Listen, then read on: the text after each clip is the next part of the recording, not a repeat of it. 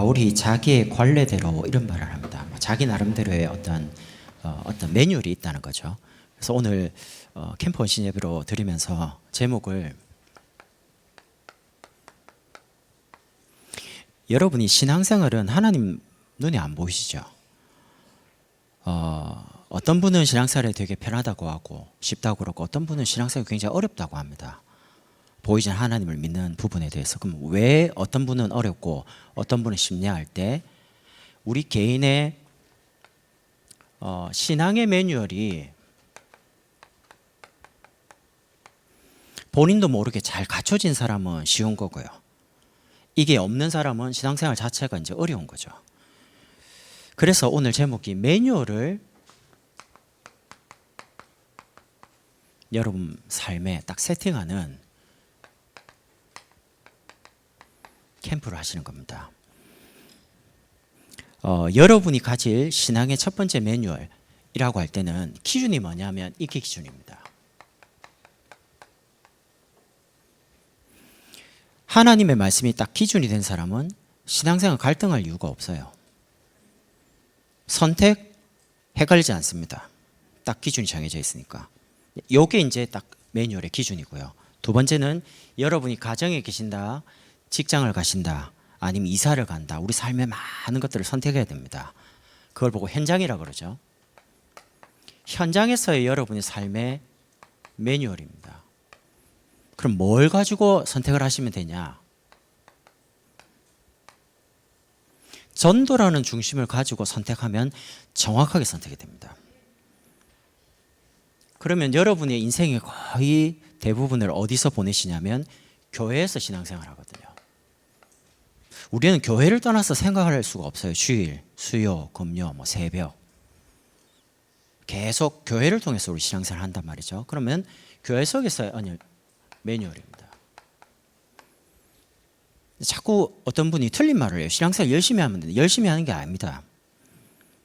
교회 매뉴얼의 기준이 뭐냐? 하나님이 우리 교회 다민족교회 저를 우리 장로님을 여러분을 부르실 때는 뭘 가지고 부르시냐? 정확한 이걸 가지고 부르셨어요. 방향이라고 그러죠.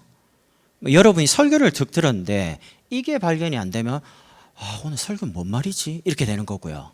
이게 뭐가 하나가 탁 들리면 오늘 설교 참 이거구나. 하나님 원하는 게 이거구나. 이렇게 가지고 이제 가시는 거죠.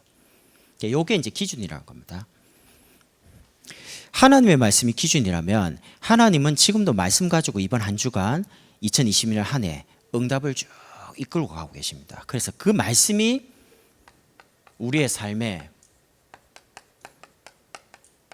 끊임없이 각인되도록 만드는 시스템. 그게 개마다 다 다르다는 겁니다. 그 시스템을 표현하는데 이게 이제 눈에 보이지 않는 영적인 부분이죠. 저는 참 신기한 게 이번에도 화요일에 새가족 사역자 훈련 툭 봤는데 메시지 듣는데 유광수 목사님 메시지하고요 유치원 목사님 메시지가 똑같아요. 성경 구절 이렇게 좀 다르고요. 흐름이 똑같다니까요. 이번 여름에 제일 많이 들었던 말이 뭡니까? 하나님의 말씀이 여러분과 제게 직분에 맞게 정확하게 딱 포럼되는 겁니다. 그러니까 말씀 속에서 내 직분에 맞는 하나님 원하는 걸 찾으라 이 말이죠. 그러면 두 번째는 기도 속에서요 내가 하고 있는 업에 대해서 하나님 말씀과 딱 통하는 겁니다. 그걸 보고 기도 편집이라고 합니다. 말씀이 뭐라고 하는지는 알겠어요. 그럼 그 말씀하고 내 일하고 맞아야 되는 거죠. 그걸 편집하라는 겁니다. 그러면 이제 전도 작품이 되겠죠. 우리의 삶은. 우리 후대를 위해서 지금 뭐 할 것인가? 뭘 남길 거냐? 제가 가만히 생각해 보니까요. 지금부터 본격적으로 딱 뛰어도 10년 내지 15년이다. 그 이후에는 막 돌아다니고 이래 못할 것 같아요. 그러면 내 남은 모든 시간을 남아있다고 생각하는 거기에 뭘 해야 됩니까? 남겨야 돼요. 뭘. 제자도 남겨야 되고 진짜 전도하는 우리 후대들 남겨야 되고요. 거기에 내 시간과 물질과 내 인생을 올인하는 거죠. 그러면 우리 장로님과 저와 우리 중요한 1세대 계신 여기 어른들이 이제 주 앞에 가면 그 다음에 우리 자녀들이 목사님, 선교사님, 장로님, 권사님, 집사님 이렇게 되겠죠. 그분들이 저와 여러분의 인생을 이제 평가하는 겁니다. 아, 목사님과 장로님과 저 분들은 복음을 위해서 우리 렘넌트를 위해서 진짜 전도와 선교를 위해서 살다 가셨다. 그게 이제 우리 인생을 두고 하나님이 작품으로 만드시는 겁니다. 끊임없이 요 세 가지 말씀, 기도, 전도, 사모니라 가지고 그걸 가지고 계속 각인시키는 겁니다. 그러면 이게 이제 우리 삶에 이제 뿌리 내리기 시작합니다. 뿌리 내리는 시스템을 만드는 겁니다. 어디서 말입니까? 우리가 현장 가면 자꾸 여러 가지 문제나 어떤 선택을 할 때 갈등 올 때 이제 틀리게 선택하잖아요. 말씀하고 상관없이 선택하다 보니까 자꾸 이제 어려움을 당하는 거죠. 어떻게 시작하면 됩니까? 언제든지 시작은 우리 개인으로부터. 그러면 하나님이 그 시작 속에 바탕을 만듭니다. 뿌리가 딱 내릴 수 있는. 전도도 그 바탕이 뭐냐? 만남이 주어져요. 혼자서 전도하는 게 아닙니다. 막 돌아다니면서 내가 이 복음을 가지고 말씀, 기도, 전도라는 걸 가지고 예배 속에서 각인을 시키고 있으면 하나님이 이제 내가 시작하고 있죠. 예배 속에서 은혜 받고 있으면 하나님이 바탕을 만듭니다. 전도를 할 수 있는 현장에서 만남을 줘요. 자꾸 사람들이 연결돼 가지고 복음을 전해달라는 만남이 주어지면, 그러면 그 만남 속에서 누가 나오냐? 제자가 발견되죠. 그럼 이제 확산이 되기 시작하는 겁니다. 그래서 이 제자를 본격적으로 교회에서 키워야 되니까 우리 전도국, 양육국, 훈련국을 통해서 계속 제자를 훈련시키겠다는 겁니다. 근데 시키다 보니까 저와 여러분의 각인 뿌리가 잘 안 바뀌잖아요. 나이가 들어가지고. 오래전에 이제 복음보다 먼저 들어간 게 많으니까. 그래서 그거를 좀 더 어릴 때 이제 집어넣자 라고 하다 보니까 영주축에서 어린이집에서 특히 이제 부모님들이 언약을 심는 겁니다. 자녀에게. 그러면 바탕이 만들어지겠죠. 우리 유초등국에서 우리 아동센터를 통해서 기도라는 중요한 것 속에서 사명을 발견하도록 영적인 바탕을 준비하는 겁니다. 어릴 때 만약에 초등학교 기도의 응답을 체험하고 기도가 뭔지를 이해하는 렘넌트가 일어났다. 그 아이는요 반드시 학교 현장 가는 곳마다 다 정복하게 되어 있습니다. 여러분이 기도의 힘을 알면 제가 기도에 대해서 어떻게 이제 제 나름대로 가요. 내가 기도 안 하는 그 시간이 실패하는 시간이다. 나 이렇게 각인되어 있습니다. 왜? 내가 실패를 너무 많이 해봤기 때문에. 기도라는 거는 눈 감고 막 중얼중얼 하는 게 아닙니다.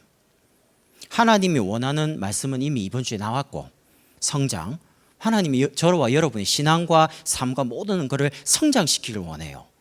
그래서 각인 뿌리 체질을 시스템화시키는 겁니다. 영적인 거를 성장시키려고 하시니까. 그렇다면 이제는 우리 중고등국에서 인재를 찾아가 아예 그냥 서밋으로 만들어 세상에 보내는 겁니다. 확산시키는 겁니다. 이 복음이 교회 안에 머물리는 게 아니고 우리 지역으로 저 세상으로 전파되도록요. 요거를 이제 뿌리 내리는 거죠. 그렇게 하면서 세 번째 체질 시스템을 만드는 겁니다. 체질이라는 건 삶을 말합니다. 삶을 통해서 전도가 되어질 수 있도록. 여러분 응답받는 사람 보면요, 응답받을 수밖에 없는 뭔가 영적인 딱 시스템이 갖춰 있습니다. 제가 오늘 목사님 모시고 이제 현장을 쭉 다니는데 목사님 재미난 이야기를 하더라고요. 다른 목사님이, 목사님 우리 교회 집사님 한 분 있는데 이분은 이상하게 그냥 어디 가든지 일이 잘 된대요. 돈이 자꾸 온대요. 그 좀 나 좀 가르쳐 줘봐요. 네, 그렇죠. 한국에 툭 오니까 할 게 없잖아요, 외국 사람이. 그러니까 처음에는 이제 일을 뭘 해야 될까? 자기가 중국에 있을 때 가졌던 기능이 있을 거 아닙니까? 이것과 한국에 연계될 수 있는 부분이 뭘까를 생각하니까 연계될 수 있는 회사가 있더랍니다. 그래서 이제 취업을 했대요. 그쪽으로. 그쪽 기술이니까. 이제 취업을 딱 하니까 한국에서는 바로 다이렉트로 중국과는 연계할 수 없고 자기가 중국에 있었으니까 중간에 이제 역할을 하는 거죠. 그러니까 어떤 일이 벌어지냐면 이분한테 모든 영업할 수 있는 자금, 사람 모든 걸 다 맞춰주는 겁니다. 회사에서. 직원인데 필요하다, 집, 차 필요한 거 다 대주는 거예요. 한국에 이제 그 지하철 있잖아요. 지하철 들어간 부속이 많잖아요. 그게 우리나라에서 다 만드는 게 아니랍니다. 철강들이 다 중국에. 그렇다고 뭐 이상한 게 아닙니다. 강도나 뭐 이렇게 자격 조건이 있겠죠. 거기 맞는 거를 수입하는 거예요. 그거를 이제 한국에 납품하는 겁니다. 그냥 가져와서 그냥 납품해 버리면 그냥 중개무역이죠. 가져와서. 이분은 중국에다가 자기 회사를 차려놓고 그 회사를 통해서 가져와서 수출하는 거예요. 그럼 어떻게 되냐? 자기는 여기 직원이고 그쪽에서는 대표예요. 희한하죠? 그러면서 여기에서 수출을 했으니까 수출하고 나면 중국에서 이제 물건을 팔았으니까 세금을 많이 내잖아요. 그럼 1년에 딱 지나면 세금에 대해서 환급이 들어오는데 그게 뭐 돈이 장난이 아닙니다. 이런 식으로. 이분은 열심히 하는 게 아니고 그냥 돈이 어디로 흘러가고 있는지를 딱 보니까 거기에 대해서 자기 기능을 조금만. 야, 신기하다. 어떤 사람은 돈을 막 따라가면서 돈 벌려고 하는데 또 돈이 안 벌리는데 가만 앉아갖고 자기가 할 수 있는 거를 조금 기능 가지고 연결해 가지고 했는데, 그러니까 제가 가만 그 이야기를 들으면서 이분은 돈이 벌릴 수밖에 없는, 돈이 들어올 수밖에 없는 뭔가를 본인도 모르게 시스템이 딱 갖춰져 있는 거예요. 그러니까 돈이 들어오는 거죠. 근데 돈이 들어와도 내가 시스템이 안 갖춰져 있으면 돈이 계속 새는 거죠, 밖으로. 여러분 아무리 500만 원 벌어도 600만 원 써버리면 인생이 마이너스 되는 거 아닙니까? 규모라는 면에서. 그러면 여러분이 삶의 중요한 체질을 하나님이 기뻐하시는 시간에, 하나님이 기뻐하시는 장소에서 하나님 원하시는 일을 정말 한다면 어떻게 되겠습니까? 그러니까 시대가 원하는 일을 하면 시대의 경제를 가져갈 수 있습니다. 하나님이 정말 원하는 것을 하면 붕어빵 장사를 해도 붕어빵의 역사가 일어납니다. 그냥 붕어빵 하나씩 파는 게 아니고요. 시스템적으로 만약 판다면 분점을 내가지고 제자를 보내가지고 이제 체질을 전도적으로 바꾸는 거죠. 그래서 우리 대청년 통해서요, 새벽이슬 같은 대청년 때는 갈등이 참 많습니다. 왜냐? 생활이 안정되거나 가정이 안정된 시기가 아니고 뭔가 미완성의 시기입니다. 근데 특징이 뭐든지 해볼 수 있어요. 도전해 볼 수 있어요. 지금 실컷 놀아봐야 되고요. 지금 한번 열심히 밤새서 일도 해보고요. 지금 미친 듯이 전도도 해보고 훈련도 받고 지금 할 수 있습니다. 시간 조금 지나버리면 못해요. 그거. 이때가 가장 좋은 시간이에요. 그래서 영사 아내분들이 이렇게 해서 렘넌트 시대를 여는 겁니다.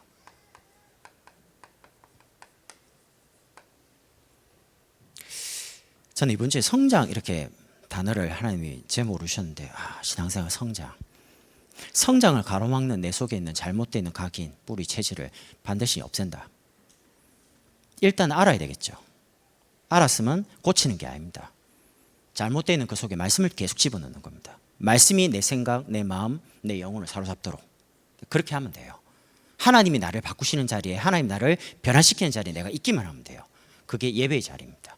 그래서 여러분의 신앙생활을 예배 중심으로, 기준은 말씀으로 이렇게 딱 세팅을 하는 겁니다. 매뉴얼 시켜가지고요. 그러면 여러분이 가정으로 가시든 학교로 가든 직장으로 가든 현장에서 전도라는 중심으로, 저는 요 세 가지를 늘 마음에 담고 있습니다. 첫 번째는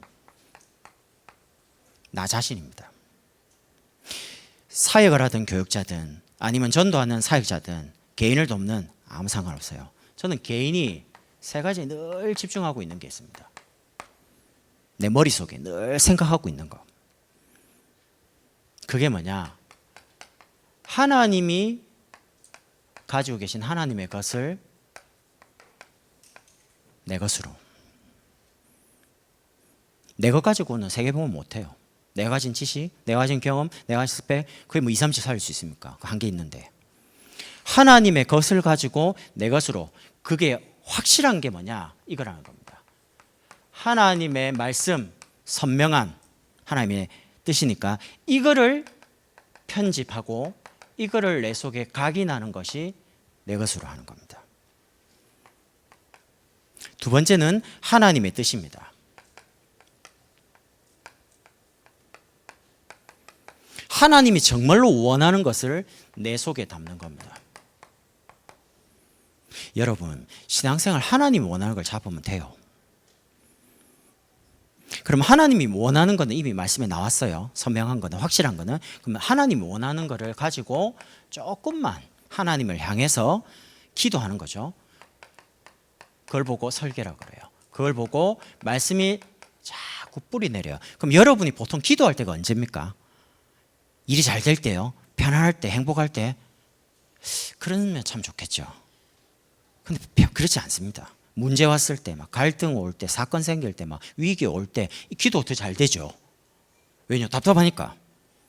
하나님이 문제와 사건과 갈등과 핍박을 통해서 늘 말씀을 우리 속에, 그러니까 내가 지금 신앙이 있는지 없는지를 지금 잘 몰라요. 어느 정도인지. 근데 문제 와보면 내 신앙이 참 견고하구나, 하나님 나를 참 지키고 계시구나, 이렇게 많이 느껴지죠. 부딪혀 보니까. 평상시에는 모르죠. 평상시에는 막 이래다 전쟁 탁 일어나 보면 총을 어떻게 쏠 거냐. 그래서 이제 남자분들 군대 가면 그 전쟁 안 일어나는데도 계속 1년 하면 사격하고 생고생 하잖아요. 유격하죠. 막 피에라이라고 알죠. 피가 나고 알이 배기고 이가 갈리는 그거. 조교 그러더라고요. 군대 가니까. 여기가 피아라이 사격장이다. 피아라이가 뭐지? 피가 나고 알이 배기고 이가 갈린다면서 총을 가지고요. 총 그거 3발 쏘는데 거의 반쯤 죽어요. 왜? 실탄이니까 맞으면 죽잖아요. 그러니까 그 함부로 막 못 쏘도록 정신을 다 빼요. 손 떨릴 만큼 막 굴리고 일어났다 앉았다 섰다 막 이렇게 굴려가지고 알배기게 오리걸음을 해가지고 거의 뭐 반쯤 정신이 탈출할 만큼 해놓고요. 앞만 보고 딱 쏴 이랍니다. 그게 훈련이거든요. 왜 그럽니까? 전쟁도 아니라는데. 전쟁이나 나보면 알아요. 문제 터지고 사건 생기고 어려움 탁 오는데 말씀이 딱 편집되고 각인된 사람은 그게 문제를 부딪히면서 천천히 뿌리 내려요. 내 속에 이제 계속요. 세 번째는 하나님의 절대 계획입니다.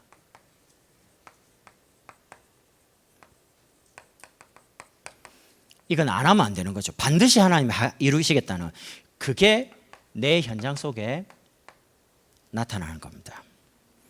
확실한 증거가 나타나는 거죠. 그걸 보고 증인이라 그래요. 그걸 보고 전도라 그래요. 이거를 디자인하고 이거를 체질화시키라. 새가족 메시지입니다. 보세요. 이번 주 딱 메시지하고 새가족 훈련 메시지하고 완전 똑같지 않습니까? 두 분이 뭐 짜고 설교 이렇게 하니까 보내주고 이런 게 아닌데 난 너무 놀란 거예요. 그러니까 충격되는 게 아니고요. 우리 교회가 지금 전체 흐름하고 우리 교회 가는 시간표하고 말씀이 너무 잘 맞아. 또 확인하는 거예요. 말씀을 훈련받으면서. 근데 내가 못 들은 사람 들으라고 오늘 다 보내드렸다 아닙니까? 왜? 확인해야 되니까. 요게 첫 번째고요. 늘 세 가지 집중하는 겁니다. 하나님이 원하시는 것, 하나님 뜻이 뭐냐, 하나님이 반드시 하고자 하는 하나님 절대 계획이 뭐냐, 그 세 가지를 늘 집중하면서. 두 번째입니다. 정말 전도하려면 사람, 제자를 찾아야 됩니다. 이 세 가지를 늘 질문하면서 누리는 제자를 찾는데, 제자를 찾으려면 세 가지를 반드시 지속을 해야 돼요. 그 세 가지가 뭐냐? 제 눈이 항상 요 세 가지에 고정되어 있습니다. 나는 관심이 이 세 가지 말고는 없습니다. 뭐 의지간한 거 다 지나갑니다. 왜냐? 요 세 가지만 찾으면 되니까. 그게 첫 번째가 지속할 사역자입니다. 자, 양육갑니다. 사역자 찾으려고요. 앞으로 하나님이 예비된 사람, 이 사람이 사역자가 될 가능성이 있다. 난 모든 시간과 모든 걸 거기 맞춥니다. 왜냐? 하나님의 절대 계획이 있으니까 전도라는 거예요. 그러면 사역자가 딱 준비되면 그 사역자가 준비된 그 사역자를 보고 하나님이 지속할 수 있는 현장의 문을 열어요. 전도가 되는 현장의 문을 열어줘요. 갈 수 있는. 그러면 반드시 그 현장에 들어가서 말씀 운동을 지속하다 보면 그 현장 속에 지속할 제자가 나와요. 그럼 이 제자에게 맡기고 다른 데로 가는 거예요. 빌립보에 디모데를 데리고 갔습니다. 바울이. 사역자 딱 준비됐죠. 루스드라에서 사도행전 14장에 돌 맞았어요. 유대인들이 쫓아가고 돌로 죽였어요. 그래서 죽었다라고 성 밖에 내쳤습니다. 죽은 줄 알고. 그러면 이제 돌 맞았습니다. 죽었다고 표현했어요. 눈 뜨자마자 우리 같으면 어떻게 됩니까? 이제 계란 돌리고. 그때 당시니까 병원에 입원하고 이렇게 못할 거 아닙니까? 돌을 가지고 사람을 죽이려면 돌 갖고 어디를 때려야 되겠어요? 한번 생각해 보세요. 머리를 때립니다. 돌 가지고 빨리 죽이려면 머리를 쳐야지 빨리 죽겠죠, 사람이. 그럼 돌 가지고 집중적으로 어디를 때리겠습니까? 머리를 치겠죠. 팔다리 아야 하지 죽지는 않잖아요. 멍들지. 그럼 돌 가지고 머리를 계속 친단 말이죠. 그럼 머리가 벌집머리 되겠죠. 눈 이렇게 퍼렇고 막 튀어나오고 머리. 이런 상태로 눈 뜨자마자 바로 들어가서 찾은 인물이 누구냐? 디모데입니다. 그 디모데를 6년 반이나 바울이 키운 거예요. 다음 세대로, 다음 전도자로, 제자로 이래놓고 빌립보 지역에 들어갑니다. 그러니까 하나님이 디모데를 보시고 루디아를 열, 주께서 루디아의 마음을 여사 그 속에서 루디아만 있습니까? 귀신 들릴 종, 간수장, 그리고 사도행 16장 40절에 형제들을 위로하고 이제 갑니다. 데살로니가 갈 때에 벌써 루디아의 집에 교회가 세워질 만큼 많은 사람들이 복음 전해진 거예요. 이게 이제 원리입니다. 그럼 늘 누가 사역을 지속할 수 있느냐? 그럼 지속할 현장이 어디냐? 한두 번 갈 거는 갔다가 그냥 해고 옵니다. 그냥. 그러고 이 현장에 지속할 제자가 누구냐? 이걸 항상 지속을 하면서 보고 있는 거예요. 밥도 먹고 이거 하고 저거 하고 다 하면서 관심이 요 세 가지에 있는 거예요. 지속하면서. 사업도 제자가 아니라면 언젠가는 그만둬야 됩니다. 학업도 내가 제자의 응답을 못 누리면 언젠가는 한계가 옵니다. 이게 학업이든 직업이든 사업이든 상관없이 전도하고 똑같습니다. 원리가 요 세 가지가 딱 일치되는 걸 보고 전도가 되어진다라고 합니다. 그러면 제자라는 걸 단어로 놓고 뭐 하면 되느냐? 제자가 올 때까지 이제 뭐 하냐? 시간표 가만히 보고요. 단계가 있으니까 하나 할 게 있습니다. 기다리는 겁니다. 아무것도 안 하고 기다린 거는 그건 너무 무지한 거고요. 그냥 기다린 게 아닙니다. 성경에 나타난 시간표를 딱 가지고 단계를 놓고요. 아, 지금 이 시간표구나. 그럼 내가 지금 들어가야 될 거냐, 기다릴 거냐, 지금 할 거냐, 말 거냐, 요거를 보고 기다린다는 겁니다. 제일 먼저 교육자 중심으로요. 그럼 내가 지금 어디 전도를 해야 되잖아요. 어느 지역에 전도를 해야 됩니까?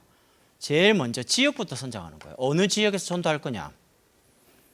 그럼 어느 지역에 전도를 할 거냐라고 할 때 뭘 택해야 됩니까? 가능성 있는 거를 택해야 될 거 아닙니까? 가능성이 뭡니까? 성도가 있는 곳. 성도가 없는 곳에 가서 물론 말씀운동 할 수도 있는데 성도가 만약에 존재하고 있고 분포가 많다 할 때는 가능성이 높죠. 성도들을 문으로 활용해서 들어갈 수 있으니까. 그래서 지역이나 사람을 처음에 분석하는 겁니다. 분석했다. 아, 내 마음에 바울 마음에 마게도니아에 한 사람이 와서 나를 도우라, 우리를 도우라고 하니까 환상을 보고 하나님이 저 사람들에게 복음을 전하라고 하는구나 인정하고 갔는데 거기가 빌립보라는 현장입니다. 그럼 이제 바울에게 지역이 선정된 거예요. 아, 내가 빌립보로 간다. 정해졌죠. 가서 뭐 했습니까?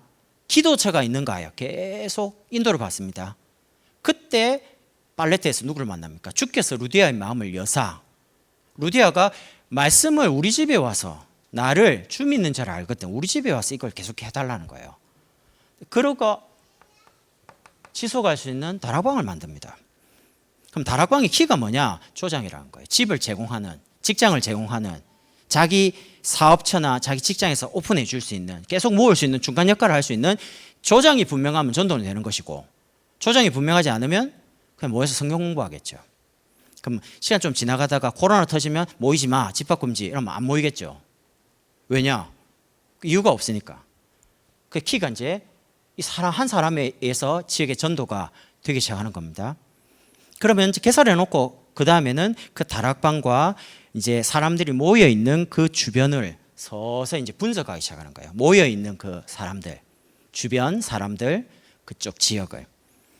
그러면서 집중적으로 전도하는 겁니다. 집중 전도라는 거는요, 돌아다니면서 막 하는 걸 말하는 게 아니에요. 집중이라는 단어가 들어가죠. 뭘 집중하란 말입니까? 여러분 주변에 있는 불신자, 우리 지역에 관계되어 있는 사람을 놓고 기도로 계속 집중하는 거예요. 그럼 하나님이 갈급한 시간표를 그 사람들에게 허락을 해요. 문제 와서 복음 안 들으면 안 되는 사건을 구원받기로 작정된 사람에게는 허락하는 거예요. 갈급한 마음을. 그래서 그분이 복음 받도록 이렇게 하나님이 기도하는 가운데 열어주시는 겁니다. 그러면 열매 따라 가지고 계속 하나씩 개인을 도울 사람도 세우고, 아이들 도울 수 있는 계층 다락방도 열고, 직장인 도울 수 있는 사람인도 열고, 이렇게 하면서 자꾸 하나씩 시스템을 파급시켜 가는 겁니다. 그래 놓고 뭐 하느냐? 이제는 지속할 수 있는 시스템을 딱 세워놓고요. 다른 곳으로 가야 돼요. 예를 들면 제가 다락방을 갑니다. 한 사람도 없습니다. 처음에는 한 사람을 도우러 갔는데 한 사람 주변에 전도가 되기 시작하면 여러 명이 모이겠죠. 그럼 언제까지 가야 됩니까? 이 이제 시간표를 모르는 사람은 계속 가야죠. 내가 안 가면 안 되는 거예요. 근데 제가 목사님을 통해서 배우기로는 잘 되는 곳은 무조건 빨리 넘겨준다. 잘 되니까 내가 안 가도. 안 되는 곳은 내가 안 가면 무너져요. 계속 가야 돼요. 그냥 언제까지요? 될 때까지. 하나님 역사할 때까지. 이 기준이 일반적인 사람들하고 좀 달라요. 안 되는 데를 계속 집중적으로 들어가서 개인을 도와주고 영적 분위기를 만드는 겁니다. 그러려면 지속할 수 있는 시스템을 딱 만들어 놓고 다른 곳으로 가야 돼요. 그럼 그걸 구축해야 되는데 그게 미션홈이나 움직일 수 있는 아니면 큰 지역의 캠프나 집중할 수 있는 지교를 만들어 놓고 가는 거예요. 여기의 기준은 장소가 아닙니다. 사람입니다. 여기 모든 키는 하나하나씩 시간표를 보고 단계를 보고요. 기다리는 겁니다. 기다릴 때는 가만히 있을 수도 있고요. 아니면 놀면서 기다릴 수도 있고 아니면 쉬엄쉬엄 이렇게 다녀보면서 기다릴 수 있고 사람들 만나서 대화도 하기도 하고 밥도 먹으면서 이제 살살 이제 보는 거예요. 하나도 안 어렵습니다. 개인이 집중할 거 늘 집중하고 그리고 하나님이 전도 중심으로 가야 되니까 원하는 거 세 가지를 늘 지속하는 겁니다. 사역자가 누구냐, 현장에는 어디에서 펼 거냐, 이 속에 예비되어 있는 제자는 누구냐, 그 관심 가지고 사람 만나고 다락방 가고 지교회 가고 양육하고 이렇게 시험시험 다니는 거예요. 그러면서 한 개씩 한 개 시간표에 맞게 신앙생활하고 훈련 받다 보니까 참 조급했던 부분이 많이 이제 여유로워져요. 왜냐? 열심히 한다고 전도가 되는 게 아니니까. 여러분이 만약 문제 해결을 하고 밤에 와갖고요 막 철회한다고 불 다 꺼놓고 혼자서 쥐야 한다고 내일 응답 오는 게 아닙니다. 하나님의 뜻이 분명하고 하나님의 시간표 되면 이루어지는 거죠. 보통 이제 잘 모르는 사람 이름 말해요. 제가 이제 예를 들면 사역을 들어갑니다. 이제 사역을 했는데 제가 이제 시간이 더 이상 안 됐어요. 그럼 들어가다가 아무 역사 안 해놨어요. 그럼 나왔어요. 다른 분 가야 돼요. 가야 되니까. 그럼 다른 분 보는데 이분이 갑자기 치유가 됐어요. 그럼 사람들 바보는 이렇게 생각합니다. 우와, 저 사람 되게 대단하다. 저분이 들어가서 사역이 되네. 와, 치유가 되고. 그 바보 등신 같은 소리입니다. 왜냐? 그 사람이 가서 된 게 아니에요. 제가 안 되는 동안에 계속 가서 기도를 깔아놓은 거예요. 하나님 역사할 수 있는 영적 분위기. 시간표가 아직 안 됐기 때문에 하나님이 계속 기다려주시면서 이분을 세워간 거예요. 근데 이분이 탁 들어갔는데 시간표가 왔어요. 하나님의 시간표에 이분이 거기에 심부름을 잘한 겁니다. 말씀. 역사를 일어난 거예요. 그럼 두 사람 다가 한 사람은 바탕을 깔고 한 사람은 딱 시간표 열매 맺는 시간표 딱 들어온 거지. 그건 누가 잘한 게 아니죠. 저는 그런 마음으로 늘 사역하기 때문에 만약에 된다, 내가 한 게 아니죠. 목사님 전체 목회를 지금 전도 목회로 하고 계시니까 되는 거예요. 우리 교회는 무조건 되는 분위기예요. 사업이든 전도든 뭐든 다 돼요. 교회가 되는 분위기니까 뭐든지 됩니다. 하면 그거는 내가 열심히 해서 되는 게 아니죠. 교회가 강단이 늘 원색적인 복음, 오직 복음, 순수한 복음, 전도 계속 이야기해 주니까 그 분위기라는 바탕 속에서 되는 겁니다. 그냥. 그래서 들뜨지 않는 겁니다. 시간표를 알기 때문에 됐다. 아, 하나님 시간표에 참 쓰임받아서 감사하다. 교만할 이유가 없죠. 안 됐다. 낙심할 이유가 없죠. 왜냐? 시간표가 안 됐으니까. 내가 굳이 안 됐다고. 내가 열심히 하면 되고 내가 열심히 안 하면 안 되는 게 기준이라면 그건 잘못된 거죠. 그러니까 여러분이 시간표를 알면 낙심할 이유도 없고 교만할 이유도 없고요. 항상 요거를 전도 가지고 세 가지를 항상 머리에 개인이 집중할 거. 사람을 늘 보면서 눈을 늘 제자 지속을 두고요. 그 이제 하나씩 단계적으로 만들어가는 겁니다. 이런 중에 교회 매뉴얼의 가장 중요한 게 지금 교회가 말씀이 지금 어디로 흘러가고 있냐는 겁니다. 방향, 미션이라고 그러죠. 여러분 마음에 이 단어를 딱 잡으면 됩니다. 600군데 말씀운동 처음에는 막막하더라고요. 600군데를 어디서 열어놔야 되나? 간단해요. 모든 성도 다 들어가면 600군데네요. 우리의 성도가 600명 넘으니까. 그럼 간단해요. 그러면 이제 어떻게 시작할 거냐라고 할 때 개인부터 분석을 다 하는 겁니다. 상태란 게 뭡니까? 구체적으로 이 사람이 대상이 있을 거 아닙니까? 그럼 그 사람이 살고 있는 지역이 있습니다. 제가 처음에 오산에 특화한데 대학 청년부를 목사님 맡기시더라고요. 그래서 대학 청년 몇 명이냐? 그때 5명이었습니다. 5명을 가지고 이제 어떻게 그럼 도울 거냐라는 부분 가지고 이름 적어놨습니다. 이분이 살고 있는 거 한 분 송탄, 한 분 서울, 한 분요 오산, 뭐 이런 식으로. 그러면 다 한 명씩입니다. 어떻게 다락방을 해요? 모을 수가 없잖아요. 서울에 못 가요. 아니면 송탄에 못 가요. 그럼 내가 어떻게 해야 되지 이거? 그러면 간단해요. 현장으로 모을 게 아니고 주일날 예배로 모으면 돼요. 예배는 교회 오니까. 분석을 하면 그게 보여요. 그러면 나이 차가 편차가 너무 20살도 있고 40살도 있고 30대 중반도 있고 어디로 묶어야 돼요? 이게 또 안 되네 숫자가. 그럼 이제 나이대로 딱 분석을 해보면 비슷한 연령이 있잖아요. 그러면 친밀도가 있죠. 그럼 그렇게 묶어주면 돼요. 이런 식으로요. 그리고 그분들이 가지고 있는 기능, 직업이 있습니다. 제가 아무리 가서 메시지 해도요, 방향은 설명할 수 있는데 삶을 터치하기는 어렵습니다. 목사니까. 근데 직업이 비슷한 사람이 툭 만나서 하나님 받은 말씀을 삶에서 이렇게 기도하고 있고 응답받고 있다고 한마디만 딱 해버리면 설교보다 훨씬 깊이 들어갑니다. 영향을 줍니다. 왜냐? 증인이라. 이렇게 이제 구체적으로 분석을 하기 시작하는 겁니다. 그러면 분석하다 보면 어떻게 해야 될지가 나옵니다. 예배에 지금 잘 참여하고 있는지, 구역 예배는 가고 있는지, 지교회는 참여하고 있는지. 지금 코로나로 인해서 사람들이 굉장히 두려워합니다. 특히 영적으로 약한 사람들 예배 못 옵니다. 예배를 안 오는 게 아니고 못 옵니다. 힘이 없기 때문에. 그러면 이제 안 온다고 가만 내버려두면 어떻게 되냐? 이제 영적으로 완전히 주저앉아요. 삶이 안 될 만큼 다 무너져요. 그래서 예배가 안 되는 사람은 이제 분석이 됐으니까 구역에 참여 안 하는 사람, 지교에 참여 안 하는 사람, 예배가 안 되는 사람 리스트가 나왔잖아요. 그럼 나왔으면 나이별로 어디에 살고 있는지 그 사람 기능을 가지고 누구를 붙일 건지를 연결하는 겁니다. 장로님에게 연결할 건지, 교역자에게 연결할 건지, 아니면 여자분에게 연결할 건지 나올 거 아닙니까? 대상에 따라. 그래서 이번 8월 달하고 이번 9월 달은 뭐 하시면 되냐? 신방 가지고요. 지교회 사역을 하면 우리 사역자들이 지교회 가서 메시지 심부름도 하지만 그 지교회 여러 가지 이제 상황을 보고를 하게 돼 있습니다. 3주 전에 목사님께서 보고를 했는데 코로나 때문에 백신을 맞았는데 몸이 그때부터 안 좋은 거예요. 안 좋으니까 교회를 올 수가 없는 거예요. 몸이 안 좋으니까. 근데 그걸 딱 봤는데 바로 전화했습니다. 내가 갈 수가 없으니까 집사님 몸이 어땠고 우는 거예요. 집사님 왜 울어요? 그러니까 교회를 가고 싶은데 못 간다는 거예요. 몸이 너무 아파가지고. 그래요? 그럼 나 전수사님 보내줄게요. 차 타고 오시라고. 그러니까 너무 미안하다. 미안하게 지금 은혜 받아야지. 힘 얻어야지. 오늘 아침에 또 사역 끝나면 보고를 하는데 5kg나 빠졌다는 거예요. 근데 그걸 신방을 툭 해가지고 신방 때 나눈 대화를 가지고 기도도 해주고 힘 얻으시라고 계속 신방 가서 미션도 주고 힘도 주고 위로도 하고 왔다는 거예요. 그걸 보고를 오는 거예요. 내 마음이 기쁘겠어요? 안 기쁘겠어요? 그러니까 우리가 큰 사역을 원하는 게 아닙니다. 지금 방치되어 있는 사람, 뭔가 외로운 사람, 사각지대에 있는 사람, 이런 사람들을 찾아가는 겁니다. 올 수 있는 힘이 없으니까. 신방으로요.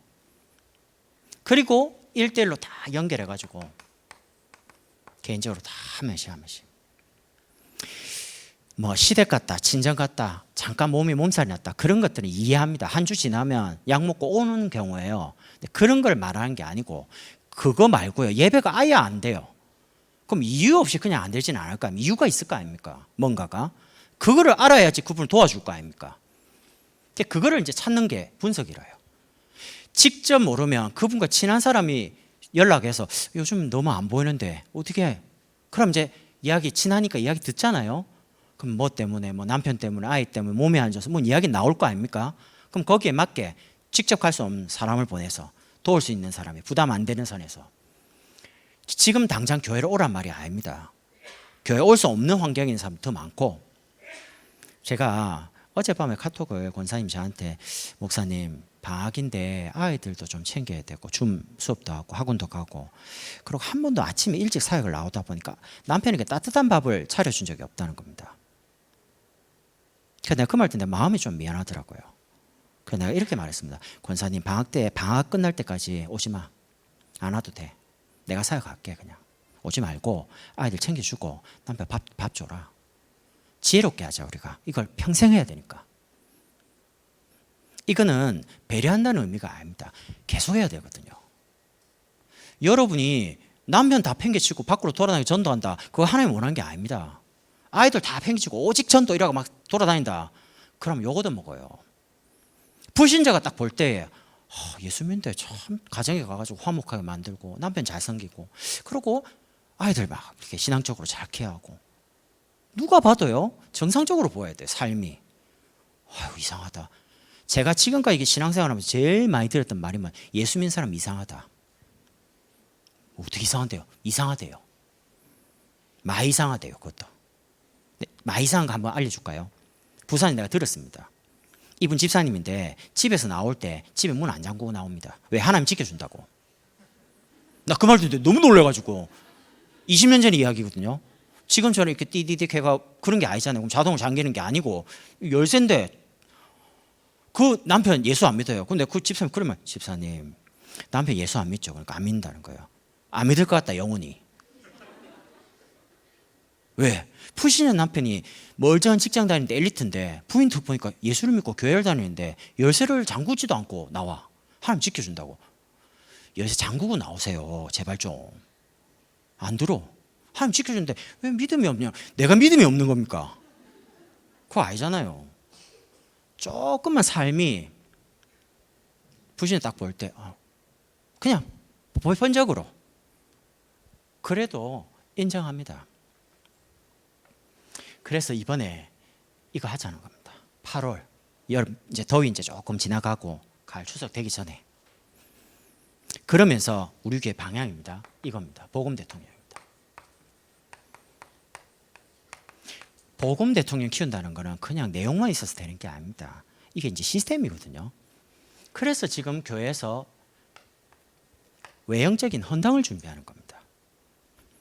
그리고 렘넌트들이 계속 모일 수 있는 장인, 핵심, 렘데이 이걸 끊임없이 준비하는 거예요. 제가 이번 주에 식사를 하면서 장로님 한 분의 간증을 들었습니다. 대구 서형교회 정규만 장로입니다. 이분 돌아가신 분인데 이분 간증 듣고 너무 마음에 감동을 먹었어요. 우리 아들이 언젠가는 장로가 될 거니까 잘 들어라 오늘 아빠의 설교를. 왜냐 꼭 이야기해 주고 싶더라고요. 우리 렘트들에게. 이분이 처음 예수를 안 믿었어요. 부인이 수요 예배를 갔는데 옛날에는 부흥회 같은 걸 참 많이 했어요. 그럼 일주일씩 부흥하잖아요. 근데 거기 강사분이 김익도 목사님이에요. 이분이에요.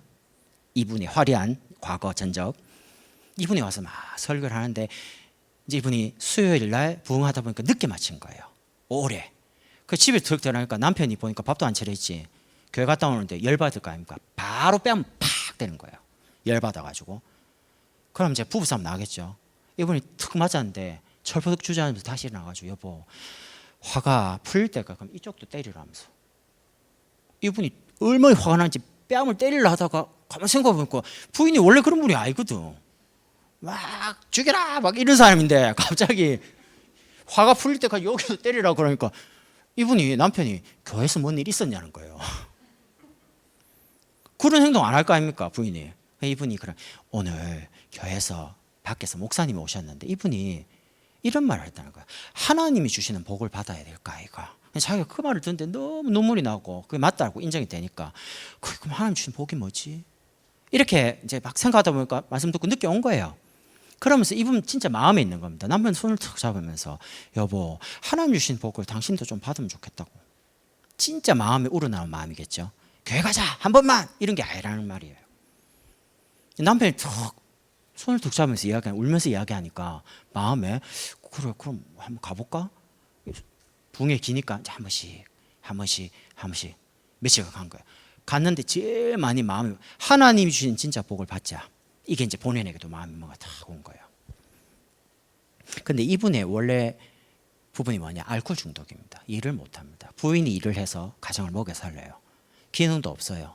알코올 중독이 맨날 돈 생기면 술을 마시는데 뭔 일을 하겠어요. 동네 소문 다 났어요. 이 정규만 씨 알코올 중독자라면서 소문 나가지고 아우 머리 아파 이런 사람입니다. 이분이 교회를 가가지고 은혜를 툭 받고요. 하나님 주신 복을 받아야 되는데 자기도 먹고 살아야 되는데 늘 미안할 거 아닙니까? 부인이 돈 벌어서 주니까. 그래서 자기 딴에는 특별한 기능이 없으니까 시골에 보면 뭐 채소들 있잖아요. 이런 걸 막 해가 판 거예요. 그럼 돈 얼마? 1원 뭐 이렇게 받겠죠. 그거 갖고 이제 툭툭 팔고 있으니까 사람들이 소문나는 거, 알코올 중독자인데 깻잎 팔고 배추 팔고 뭐 이러고 있으니까 사람이 멀쩡해 보이거든요. 갑자기 왜 이렇게 바뀌냐는 거예요. 이제 소문나기 시작했어요. 사람이 교회를 가 예수를 만났는데 멀쩡해졌다는 거예요. 이 소식을 누가 들었냐? 친구가 들은 거예요. 친구는 돈을 많이 벌어요. 친구한테 이 기에 들어간 거예요. 이 친구가 이 정규만 장로님에게 온 겁니다. 손을 툭 잡더니, 야, 네가 정상적인 삶을 산다며. 예수 믿고. 그 내가 오늘부터 친구야, 이렇게 돈 벌고 밥 먹고 살지 말고 내가 한약재를 니한테 줄 테니까 이거 팔아라는 거예요. 나 한약재에 대해서 아는 거 없어. 괜찮아, 내가 다 설명해 줄게. 다 정리해가지고 갖다 줄 테니까 그냥 팔아. 이러고 친구가 약재를 하나씩 갖다 주는데 하필이면 그때 당시에요, 전염병이 확 마을에 돌기 시작한 겁니다.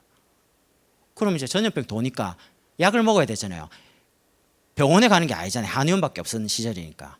소문난 겁니다. 이 이제 장로님이 하는 활신당이나 한약방에 약재를 먹으면 무조건 아들도 낳고 무조건 다 치료가 된다는 거예요. 이래 소문이 쫙 나니까 사람들이 막 줄 서가지고 한약재 받는 거예요.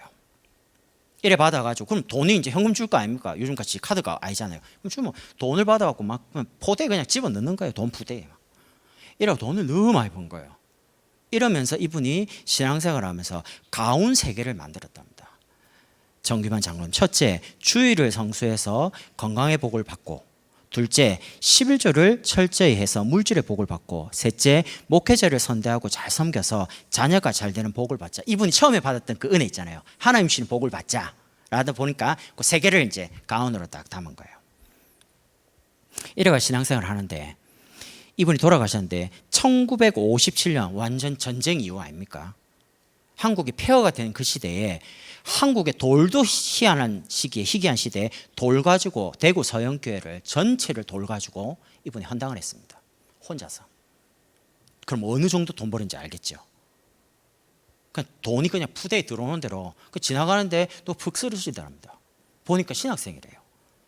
그걸 보니까 아유, 왜 이렇게 쓰러지냐니까 먹을 걸 못 먹었고 이래갖고 너무 안타까우니까, 이분 특징이요, 그냥 뭐 계산 일을 안 합니다. 푸대에 있는 거 팍 퍼가지고 그냥 이거 가져가서 사모님 주고 밥도 먹고 학교도 다니고 이런 식입니다.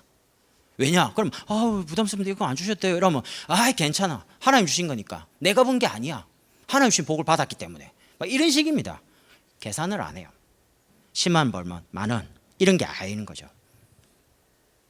이분 자녀가 2명이 있는데요, 정영현, 정두현 장로님이십니다. 이분들이 이제 아버님의 가운을 이어받아 가지고 신학교나 개척교회나 이런 어려운 교회를 많이 섬기는 중에, 인도의 중부에 있는 하이드라바드 지역에 10군데 교회를 딱 세워놓고요, 목사님들 뒤에를 선교를 하는 거예요. 장로님 아들 2명이 아버지의 가운을 이어받아 가지고요. 근데 얼마만큼 그게 영향이 갔냐면, 인도 현지 언론에서 고마운 한국인 해가 2사람을 언론 가지고 소개할 만큼요. 제가 그거를 가만히 들으면서요, 교회를 세우고 선교회 그리고 후대를 복음 대통령 키우는 것은 하나님 가장 원하시는 거다. 제 이야기는 지금 돈 이야기가 아닙니다. 제가 이 장로님의 간증을 딱 들으면서, 저는 목사 아닙니까? 우리 아이들 중에 목사 될 아이도 있고 장로님 될 아이도 있고 앞으로 전문의 선교사가 되고 권사도 되고 하겠죠. 저는 이런 생각입니다. 이 아이들이 교회를 바르게 이해하고 목회자를 바르게 이해하고 렘넌트를 바르게 이해해서 시간과 물질과 전 인생을 하나님 기뻐하시는 후대사에게 올인한다. 우리 교회는 딱 방향이 하나입니다. 렘넌트 운동입니다. 저와 여러분이 가고 난 다음에도 여전히 이 자리에서 예수는 그리스도, 오직 복음, 오직 전도 나오도록 키우자는 겁니다. 그래서 지금 전 세계 237을 두고요, 빈곳인 미래교회, 저는 237은 유치영 목사님 혼자서 할 수 없다, 미래교회는 우리 교회 혼자서 할 수 없다 라고 생각해서 반드시 팀이 준비되어야 됩니다. 목회자는 목회자를 도울, 장로님은 장로님을 도울, 산업인은 산업인을 도울, 렘넌트는 자기 학업과 자기 증거를 가지고 있는 렘넌트가 같이 이렇게 팀이 일어나줘야 돼요. 무수한 팀이 많이 일어나야 돼요. 하나 갖고 안 돼요. 계속 도울 수 있는 시스템. 여러분이 오늘 많은 메시지가 여러분 마음에 담기는 게 아니고 하나가 딱 담기면 그때부터 역사가 일어납니다. 저는 모르겠어요. 이거를 제가 이제 머리로 짜낸 게 아니고요. 저도 모르게 복음 들으면서 훈련 받으면서 저도 모르는 사이에 내 마음속에 들어온 것 같아요. 이런 것들이. 훈련을 받으면서 고민을 너무 많이 했기 때문에, 안 됐기 때문에, 너무 힘들었기 때문에. 근데 저도 모르게 이런 것들이 내 마음속에 어느 날 딱 담겨지기 시작했는데 그때부터 그냥 신앙생활 자체가 그냥 편하고 좋아요. 제가 우리 교회 올 때 내 영적 상태가 어땠냐, 늘 갈등하고 늘 뭐가 답답하고 어디 가서 물어보고 싶고요, 솔직히. 근데 솔직히 물어봐도 답답한 거예요. 속이 시원하지가 않은 거예요. 근데 오죽했으면 내가 교회에 와갖고 하나님, 난 지금까지 갈등하고 그렇게 답답하게 살았는데 이 오산이 여기 마지막이 되게 해달라고, 내 인생에 마지막 교회. 갈등 끝. 그 다음에 내 고민 끝. 답답함 끝. 근데 참 신기하죠. 하나님이 말씀 가지고 그때마다 속을 시원하게 하는 거예요. 여러분도 들었잖아요. 신앙생활 교회 여기서 끝내라, 졸업해라. 나 그걸 몇 번 들은지 모릅니다. 교회 와서 나 들을 때마다 아멘, 맞아, 나 그거 원하는 거죠. 하나님 앞에서. 내가 특별히 지금 뭔가 많은 열매, 뭔가 역사, 그건 나중에 일이고, 내가 제일 힘들었던 그 부분에 대한 말씀 갖고 답이 탁 오니까 그때는 어디 가서 물어보지도 않아야 돼요. 그냥 교회 와서 예배만 드리면 답이 오니까 갈등이 사라지는 거예요. 갈등이 있지만 갈등이 없는 게 아닙니다. 있는데 교회 와서 예배 드리면 사라지는 거예요. 그게 답이 오니까, 힘을 얻으니까. 그래서 여러분 신앙생활 말씀, 여러분 현장에서는 딱 전도 중심으로, 교회는 이래 갑니다. 600지교회 경기남부지역 복음대통령 237을 향해서. 그래서 여러분이 딱 전체 말씀의 흐름을 쭉 타시면서 은혜 받고 무조건 힘 얻으세요. 여러분이 사는 게 하나님 원하는 겁니다. 자녀 살리기 전에 나부터, 남매 살리기 전에 나부터 여러분 힘 얻고, 그래서 이 매뉴얼, 보이지 않는 영적인 거를 딱 가슴에 담고요, 응답을 계속해서 누리길 바랍니다. 기도하겠습니다. 하나님, 우리 신앙의 매뉴얼과 현장의 매뉴얼, 또 교회 가는 중요한 말씀의 흐름 속에서 응답을 확인할 만큼 우리에게 영적인 매뉴얼이 확정되도록 축복해 주옵소서. 예수 그리스도의 이름으로 기도드립니다. 아멘.